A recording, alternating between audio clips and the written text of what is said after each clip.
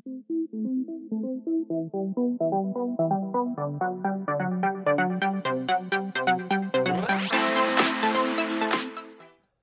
አውሮፓውያን አቆጣጠር በወርሃ ጥቅምት በቼክ ሪፐብሊክ በ20ኛው ክፍለ ዘመን የመጨረሻዎቹ ዓመታት በፖለቲካው ጉልህ ሚና የነበራቸውን የቀድሞ ፕሬዝዳንት ቫስላቭ ሃቨል 80ኛ ዓመት የልደት በዓል አስመልክቶ በዛሬው ዕለት በቼክ ሪፐብሊክ ኤምባሲ ባለቤታቸውና ወንድሞቻቸው በተገኙበት ጋዜጣዊ መግለጫ ተሰጥቷል።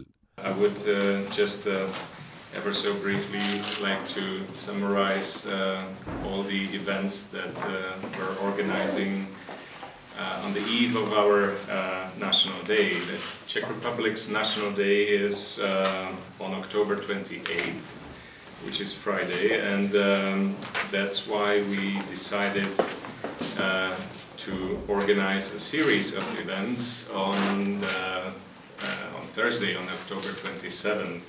የቼክ ሪፐብሊክ ኤምባሲ ባዘጋጀው ጋዜጣዊ መግለጫ ቫስላቭ ሃቨል ፖለቲካዊ ህሊናና ኃላፊነት የተሰኘው የፎቶ አውደ ርዕይ ከጥቅምት 28 እስከ ህዳር 16 2016 በአሊያንስ ኢትዮ ፍራንሲስ የሚካሄድ መሆኑን አብስሯል። በመግለጫው ላይ እንደተነገረው አውደ ርዕዩ የተዘጋጀው ፕራግ ውስጥ ከሚገኘው የቫስላቭ ሃቨል ቤተ መጻሕፍት ጋር በመተባበር ሲሆን የሶስት ፎቶ አንሺዎችን ሥራ በውስጡ የያዘ መሆኑ ተገልጿል። የቫስላቭ ሃቨልን 80ኛን ዓመት የልደት በዓል አስመልክቶ ከተዘጋጁት ሌሎች መርሃ ግብሮች መካከልም በቀድሞ ፕሬዝዳንት ወንድም አቶ ኢቫን ሃቨል የሚቀርበው ሕዝባዊ ንግግር እንደ አውሮፓውያን አቆጣጠር በጥቅምት 27 2016 ከጠዋቱ 4 ሰዓት በአሊያንስ ፍራንሴስ የስዕል ማሳያ የሚቀርብ ይሆናል ተብሏል። በዚሁ ዕለትም ከምሽቱ 12 ሰዓት ጀምሮ ዜጋ ሃቨል የተሰኘው ጥናታዊ ፊልም በኤኢኤፍ ሲኒማ አዳራሽ ውስጥ በአውሮፓ የፊልም ፌስቲቫል አቅራቢነት እንደሚታይም ተበስሯል።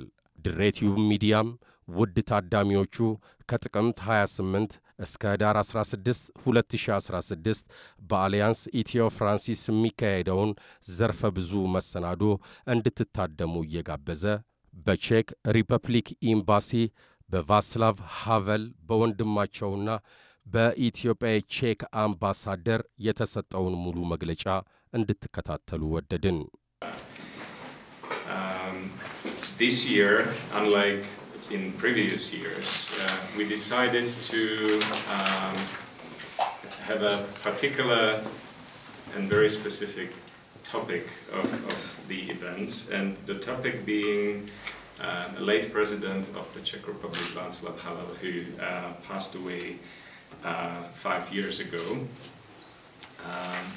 and who would this year, this October, celebrate 80th birthday.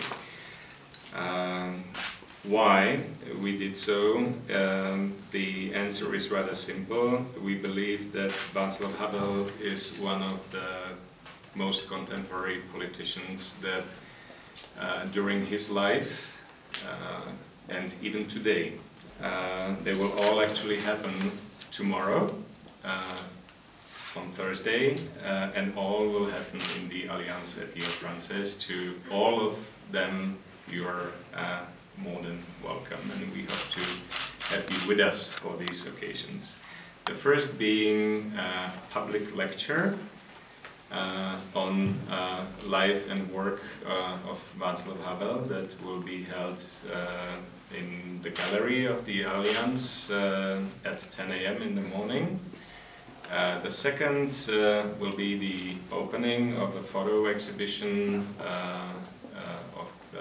about Václav Havel at 4 p.m. in the afternoon, followed by a cocktail.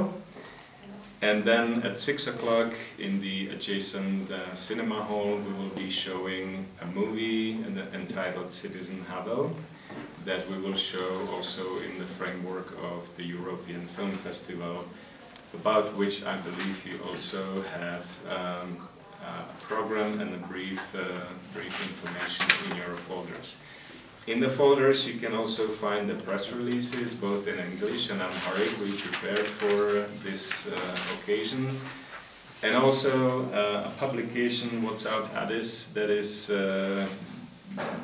being prepared and published by Cactus Ethiopia, here represented by Joy. So this is just a brief summary of the events, but why Václav Havel and who is Václav Havel? For that, to give you this kind of information and this kind of overview, for this very particular reason, we brought very special guests from the Czech Republic, namely Mr. Ivan Havel, brother of the late President Václav Havel, and his wife Dagmar Havlová, who arrived only a few hours ago this morning, and will be here for all the events. It will be Mr. Havel who will give the public lecture about his brother, and in fact not just an actual brother, but also a symbolic brother in arms, so to speak, because they both were freedom fighters in the Czech Republic during the past regime. But I will not speak any further. I will have Mr. Havel to tell you more about this. So, with your permission, I would like to give the floor to Mr. Havel. Thank you. His relationship to Czech politics and Czech history in the last 40 years. First, let me mention that in the 50s, we in Czechoslovakia at that time, now it is Czech Republic and Slovakia, Czechoslovakia was under a communist regime which was totalitarian, in the sense that they take away all rights, or rights which are connected to democracy, human rights, right to travel abroad, freedom of press, freedom of expression, freedom of gathering, and many others. I would not talk about that period because it's not so happy, except in 1960s when somewhat the atmosphere was released, and a lot of intellectuals, including former communists, were trying to do something very difficult. That means to combine socialism with humanity. The slogan from that time was socialism with human face. My brother was, that time, he was a playwright, dramatist. He wrote several plays, and in the 60s already it was possible that they were staged in a small theater in Prague. And he became immediately well known for his plays because they were very sophisticated in a sense, and cheerful, and all various advantages. But his main idea was that so-called living in truth, that people, humans, should live the way they think they should live, not to obey some communist governmental requirements or so. And this meant for him that he was he slowly became involved in politics. First, it was among writers. The Writers' Union were somewhat changed. Later, I think important thing was his article in one of the leading newspapers in our country, which was called "On the Theme of Opposition." Under communism, there is no opposition, it's said there to go. But he was brave enough to write about opposition as something which should improve.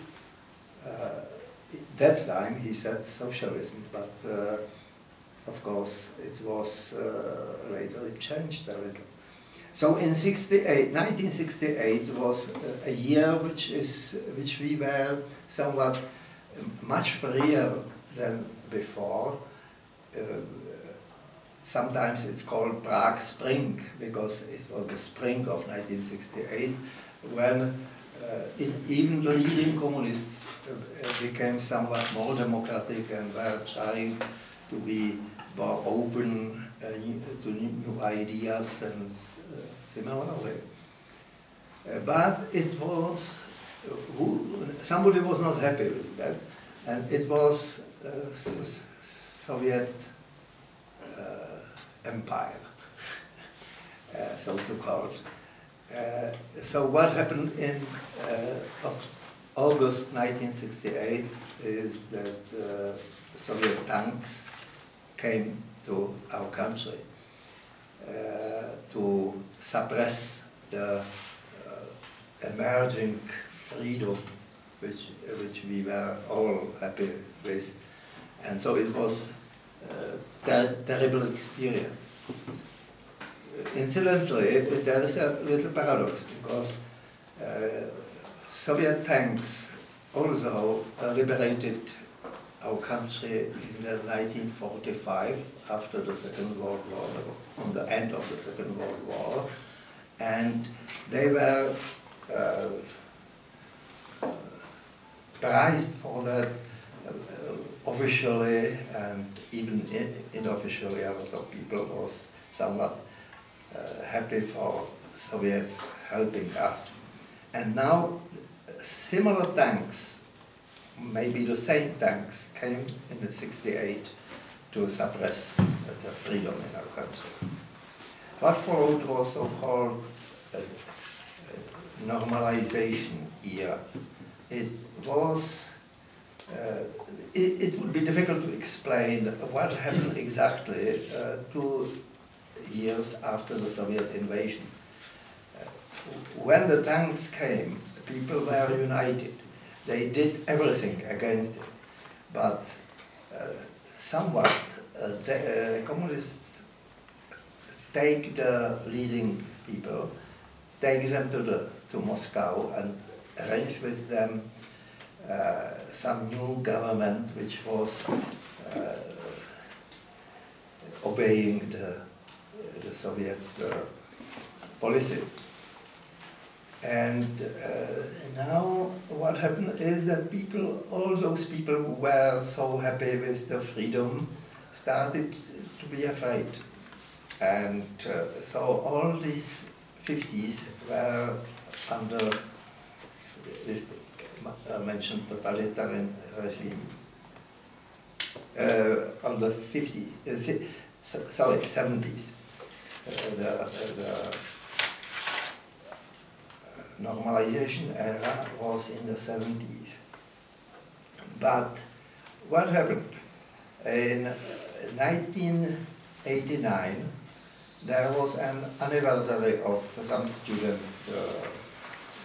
celebration, and students decided to make a rally in that time, which was officially approved, but approved to another part of the town, so it's not important.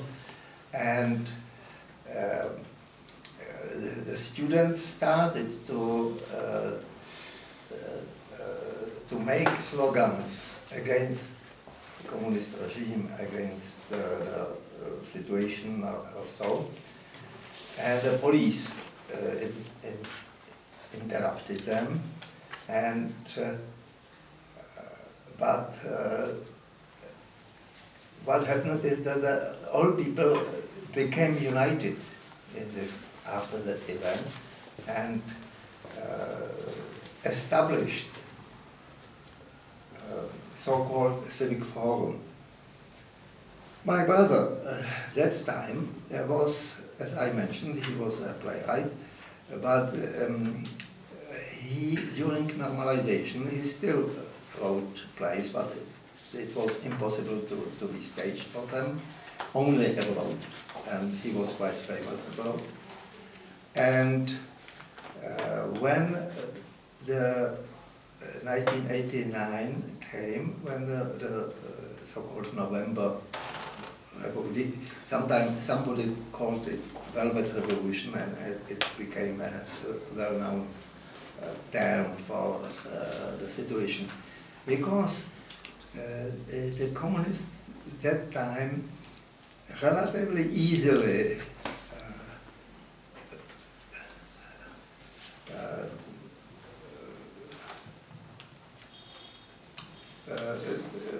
disappeared, in a sense. And my brother, because he was in the middle of the happenings, he became the leader of the Civic Forum for a certain time. And I would perhaps comment that as a dramatist, he was the only one who could make the leadership of this originally chaotic situation. And then he became probably against his wish, he became the first president of Czechoslovakia at that time, and 3 years later of Czech Republic.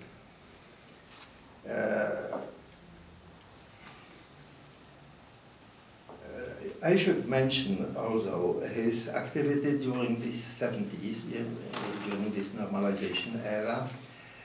He and several other people became upset with official suppression of some rock musicians or something, which was sort of a trigger. And they made a huge proclamation where they, these intellectuals, which was called Charter 77, which was appeal to the government to obey its own laws, because our government already signed Helsinki Agreement, where was one chapter concerned with human rights, but they were not keeping, the leaders didn't keep human rights, and so this Charter 77 was formulated as an urge for the government to obey the rights. But the government, which was communist government, was not at all happy with that, and they make a strong action against 1980. Because my brother was one of the initiators of Charter 77, he almost automatically became the main leader of the Civic Forum. And one can say that he was a dramatist by heart, but politician by fate. The period of his presidency, which will be also documented in the exhibition tomorrow, was, and in the film which will follow, was a complicated situation. He was not ordinary president. He was trying to make his original idea of living in truth to make even in politics. So he had to fight sometimes with people who wanted to make a party-like government, that the parties would compete for power or so. He was not entirely happy with that, but still he was able to make very important speeches, very important articles. One of the first speech was in the United States, in the Congress, when he had, I think it was February 1980, where he was welcomed enormously as a representative of a country which could peacefully turn from totalitarian regime to democracy. Well, the democracy was not so easy, it still is not so easy, and my brother became somewhat, as a brother I got to say, disappointed with the profession of the president. He was intellectual. He was interested in philosophy, he had plays and other things. And now in politics, one has to repeat to formulate very understandably the ideas, repeat them all the time around. And he was not at all happy with repetition. So his speeches were written by him himself. He didn't have a shadow writer. And he was trying always to say something important, basically concerned with human rights, with philosophy, with the essence of democracy, and so on. So he was living in a somewhat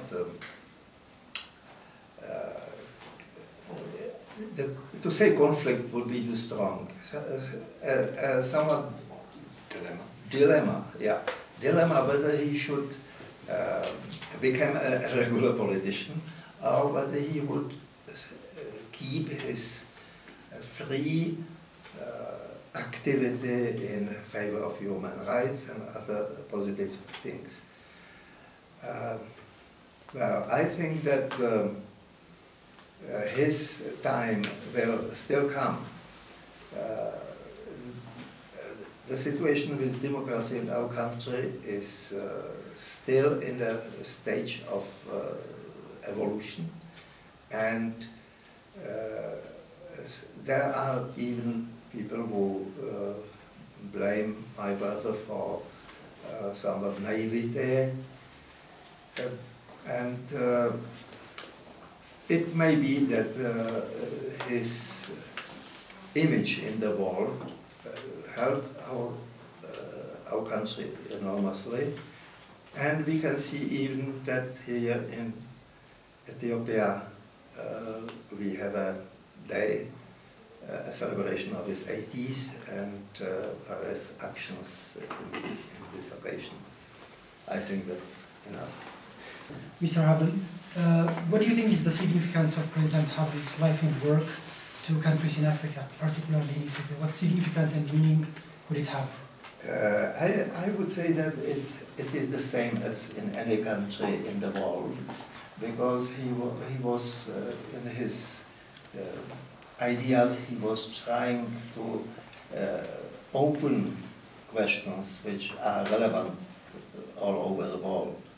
And that was also the reason, as I mentioned, of his popularity in the world, because he was really bringing a new way of thinking in politics.